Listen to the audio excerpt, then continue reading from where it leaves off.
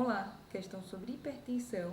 E aqui nessa questão ele avalia vários aspectos relacionados ao risco cardiovascular dessa paciente hipertensa, tá? Então vamos para as alternativas para a gente avaliar qual a melhor resposta dessa questão. Então aqui na primeira alternativa ele traz que o histórico de pré-eclâmpsia deve ser considerado como um fator de risco adicional, né, nesse caso dessa paciente hipertensa. Então vamos para a tabelinha sobre fatores de risco adicionais da Diretriz Brasileira de Hipertensão, para a gente avaliar se a pré-eclâmpsia ela é considerada um fator de risco. Então, aqui, ó, ele coloca que a paciente que já teve pré-eclâmpsia ou eclâmpsia previamente é um paciente que tem um risco cardiovascular maior do que um paciente que nunca teve isso, nunca teve esse antecedente, certo?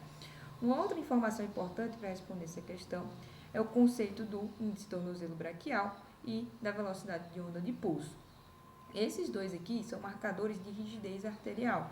Então, quando eles estão anormais, ou seja, quando o ITP ele está reduzido, porque a pressão em membros inferiores está menor do que o esperado, ou quando o VLP ele está aumentado pela rigidez do vaso, isso também é considerado um fator de risco adicional nesse paciente hipertenso, certo?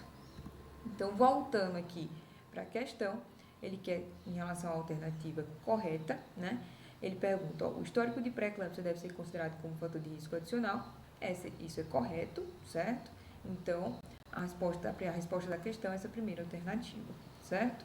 A segunda alternativa é que o resultado obtido pelo VLP não pode ser considerado como predidor independente de risco cardiovascular. A gente viu que isso está incorreto. O VLP é sim um exame que pode ser realizado e que pode agregar informações sobre o risco cardiovascular do paciente, e como a velocidade de onda de pulso está acima do valor de referência, esse paciente tem sim um risco cardiovascular maior do que um paciente que tem um VLP normal, tá? Então, terceira alternativa, o valor normal de taxa de filtração glomerular estimada pelo CKD-EPI afasta a lesão renal pela hipertensão arterial. Então, não, a gente sabe que tem que ter avaliação também da albuminúria, certo?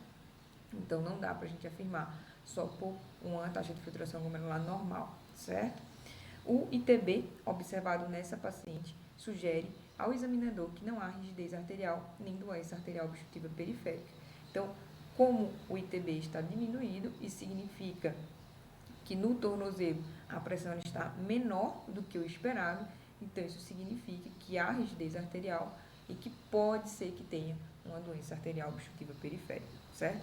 Então, a resposta é pré-eclâmpsia é sim considerado um fator de risco cardiovascular adicional nas pacientes hipertensas, tá bom? Então, grave essa dica, que é um tema que cai muito na prova de título.